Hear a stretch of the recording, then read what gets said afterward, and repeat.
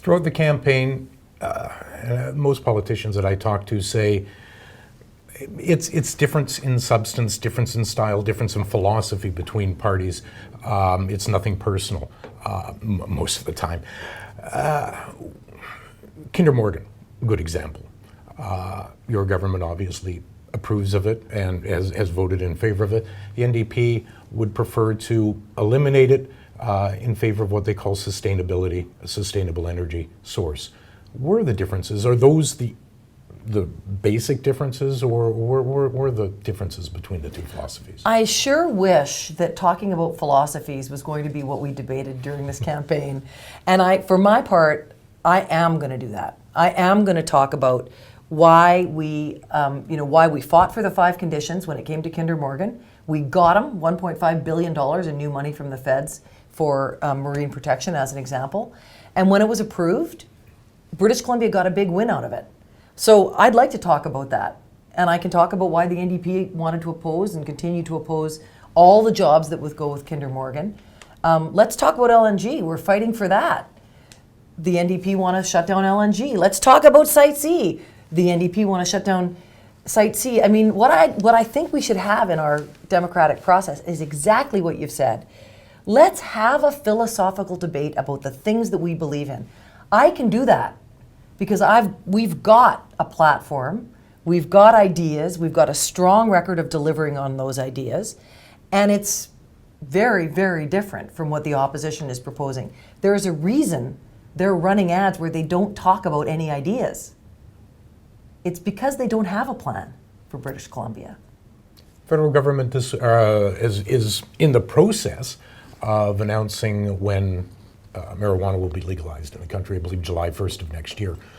What's the province's stance, or your personal stance, first of all, and what has the province done to sort of set up the province for this? We have a joint task force that's been working of health people and law enforcement folks, working with the federal government, trying to help shape what they're doing, but also really understand what they're doing as well. It's been hard to do a lot more than that until we actually see the legislation. Mm-hmm. Our job is to implement it. But here are my concerns. Here's what we will, in implementing it, here's the things that we're going to be thinking about. How do we keep organized crime out of the business? Right. How do we make sure that what they're offering is actually decent quality? I mean, people who need it for medical reasons should know that it's not full of toxic pesticides. And third, most importantly, I want to keep it out of the hands of kids. And that's, I think, I would, of all of the concerns that people have, government will be saying to people when they change the legislation that marijuana is an acceptable drug to use. Mm.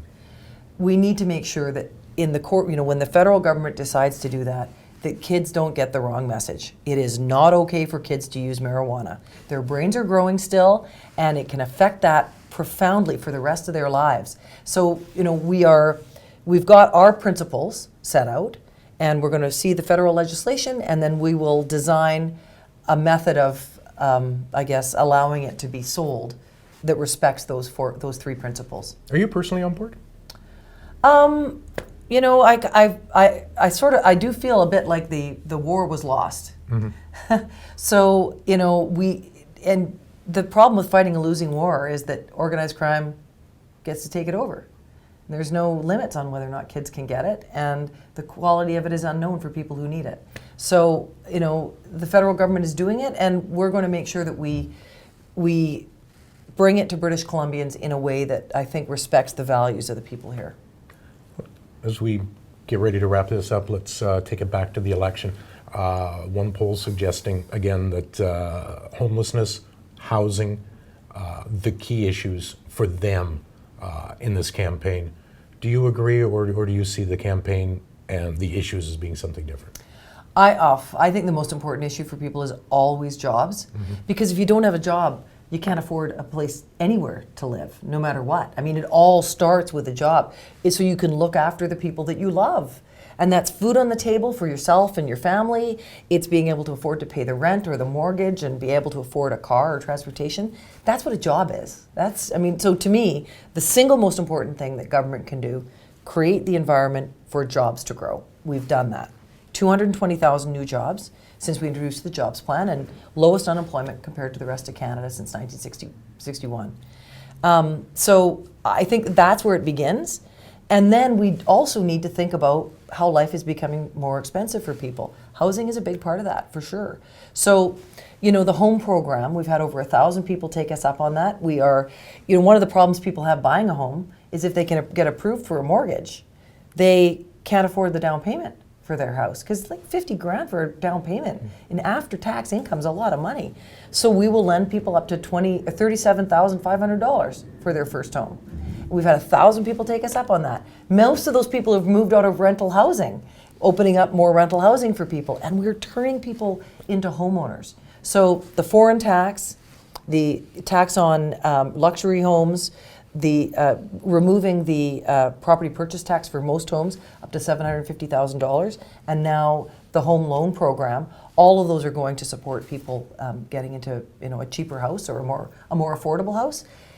We've still got a big nut to crack with local governments, though. And Kelowna is a real shining star in this respect, because they've really worked hard to add supply.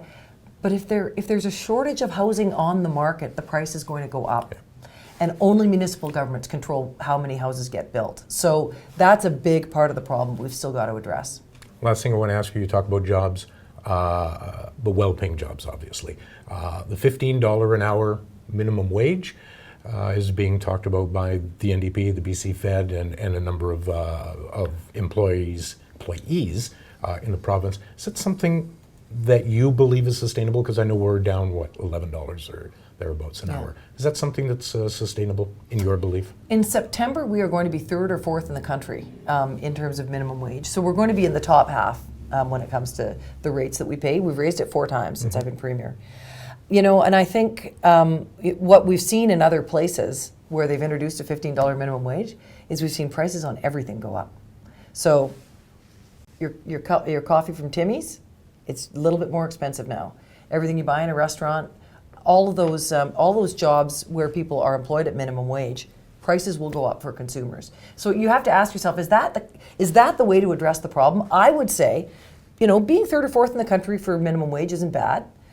But what we want to do is we want to have fewer people working at minimum wage because there are so many jobs, right? That's what Alberta did when they took advantage of their great good luck with oil for a period of time. We want to do that sustainably. Diverse economy, diverse markets, bucking the trend in economic growth here. And, there are only 4.5% of people who work at minimum wage now. Half of them live at home. So do we want to raise prices for everybody in order to address that? Or do we want to try and create more jobs so that there are more opportunities for people to find their way quickly from minimum wage? I would argue the second. Premier Christy Clark, enjoy the time and get ready for the wild ride. I'm sure it's going to be an exciting month and a half in the province. It's already started.